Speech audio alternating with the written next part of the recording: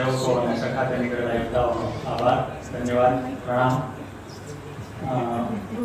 રખડે મહારાજા ને સાહિત્ય સભાનો એવોર્ડ મળે છે, એ તો કોઈ પણ પ્રકારનો એવોર્ડ મળે તો આનંદની જ વાત હોય. લોકો ભલે એમ કહેતા હોય કે એવોર્ડ મળે છે, પણ મૂળ વાત એ છે કે અમે જર્નલિઝમ ભણતા, પત્રકાર હતો ત્યારે અમારે લોકવિદ્યાનું એક પેપર આવતું કે જ્યારે કમ્યુનિકેશનના સાધનો હતો ત્યારે કઈ રીતે થતું હતું, એમાં એક ભવાય.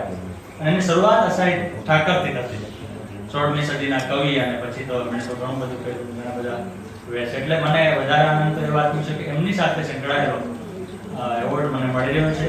રખડે મહારાજા એ રખડે રાજાનો બીજો ભાગ છે, જેમ વેબ સિરીઝમાં નેક્સ્ટ સિઝન હોય એમ બીજી સિઝન છે, અને 14 એમાં પ્રકરણો છે. જાપાનની વાત છે અને જૂનાગઢના છાપરા કોડિયાની ગુફાની વાત પણ છે. તો મેં જે જોયું, મને જે રીતે આવ્યું એ રીતે મેં લખ્યું છે. એટલે એ સાહિત્યિક સર્જન છે કે નહીં એ સાહિત્યકારો નક્કી કરે, નિબંધ છે કે નહીં એ નિર્ણાયકો નક્કી કરે, પણ મૂળભૂત રીતે મને પત્રકારત્વનું મારું કામ છે, તો એમાં હું ફરતો રહેતો હોઉં. એમાં ક્યારેક મને એમ લાગે કે આ સ્થળ વિશે મારે અલગ રીતે લખવું છે, તો હું એ રીતે લખું છું. અને એ રીતે આભાર મારા સાથી મિત્રોનો, ખાસ તો સાહિત્ય સભાનો માનું છું. હું ગુજરાતી ભાષાનો પત્રકારત્વનો વિદ્યાર્થી છું મૂળભૂત તો, એટલે મને આનંદ છે કે મને ગુજરાતી જ્યાંથી થોડું ઘણું સારી રીતે શીખવા મળ્યું. ભગીરથ બ્રહ્મભટ્ટ પણ બેઠા છે, હર્ષ મેસવાણીયા પણ છે કે જે મારું ગુજરાતી સુધારતો હોય.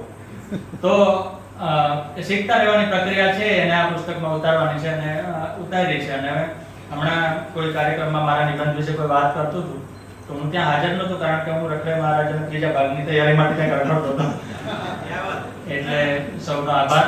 પરિચયમાં એવું છે કે તમે કહ્યું કે દિવ્ય ભાસ્કરના કોલમિસ્ટ છે, તો ભાસ્કરના કોલમિસ્ટ ઉપરાંત હું ભાસ્કરનો ત્યાં નોકરી કરું છું. એટલે હું મેગેઝિન એડિટર છું, એટલે કોલમિસ્ટ હોવા ઉપરાંત કોલમિસ્ટ નક્કી પણ કરું છું. અને પત્રકારત્વ માટે એવું કહેવાય કે ઉતાવળે સર્જાતું સાહિત્યકાર છે. તો દુધાત સાહેબ બેઠા છે કે જે ધીમે ધીમે મહિને કરે છે, અમે ઉતાવળે કરીએ છીએ. ધન્યવાદ.